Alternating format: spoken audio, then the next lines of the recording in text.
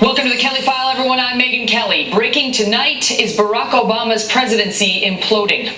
Al-Qaeda is resurging, Iraq is disintegrating, and now we may look to Iran to help us stop it. Iran, a terrorist regime responsible for the deaths of thousands of Americans. What could possibly go wrong? We have drawn red lines in Syria we refuse to enforce. We stood by as Russia seized part of Ukraine.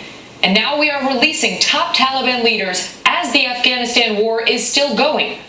Not to worry, they tell us Qatar's going to watch them for a year, we hope. Domestically, we have a president who has lost the trust of the American people by repeatedly misleading them.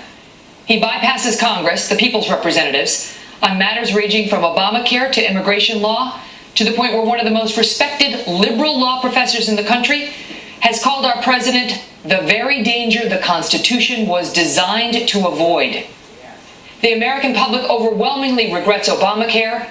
Our veterans are dying, waiting to see doctors. The IRS intimidates conservative groups. The southern border is compared to a sieve. And the president assures us not to worry, smiling, golfing, and at this very moment, partying with fashion queen Anna Wintour. Because the fundraising never stops.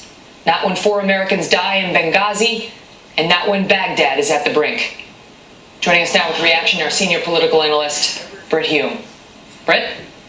Well, that's a pretty powerful indictment, Megyn, and I kind of wish I could take issue with any of its individual parts, and I really can't. In fact, I would add one more thing, which is that if you think of the issue that elected Barack Obama, the issue that was an avalanche on the Republican ticket in 2008, it was the economy.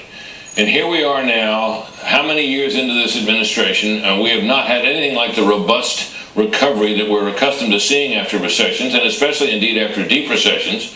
The unemployment rate is still persistently high, and it's down from what it was, but mostly that's because the workforce has been shrunk. Not exactly a great achievement.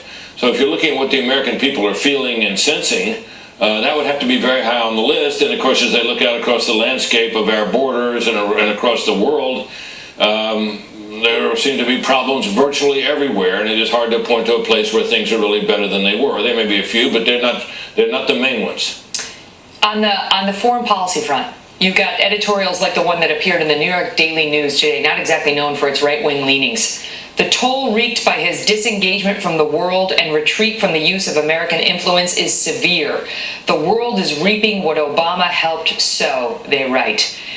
Is it true? Because more and more we are hearing that his policies have not only changed America, Brit, but have changed the landscape of the world. Well, I think, Megyn, that he had an idea, and it was a big idea, which was basically this, as far as American foreign policy in the world is concerned, which is that the American footprint in the world was too big, and had done much harm, and that we as a nation, because of our foreign adventures and the way we threw our weight around, were a big part of the problem. And if we withdrew and shrank our footprint, that things would get better. He says now that he believes deeply in American exceptionalism, but I think that he's just saying that. He didn't really, and of course you may recall, he famously said at an earlier time that he believed that we were exceptional in the same way the Greeks believed that they're exceptional. Mm-hmm. And I think what he did was he tried to diminish our footprint around the world in the view that would eliminate this major aggravating factor in the world, which was the United States' presence in foreign lands and with our military. Well, he's done it. We're out of Iraq. We're seeing what's happening there. We're getting out of Afghanistan. The enemy has known for some time that we are, and it's not at all clear to me that clearly look. You can blame George Bush for getting us into Afghanistan, but he bequeathed into Iraq, but he bequeathed to to Obama a lot better situation than we have there now. Joe Biden was saying it was going to be one of the greatest successes of the administration. Well, that's right, of course. But I think that the president really believed that leaving is a kind of is winning, and we're finding out that that's not true. That this American exceptionalism that people have talked about means that we practice around the world a kind of diplomacy backed by the threat of force. And I think the history of the last century or more has shown that when we do that, we are a force for good. I think this president did not believe that. How how about the history of this presidency? How is it looking now? Because more and more over the past year, we've heard Barack Obama being compared as, we've heard Bobby Jindal, John McCain say he's worse than President Carter.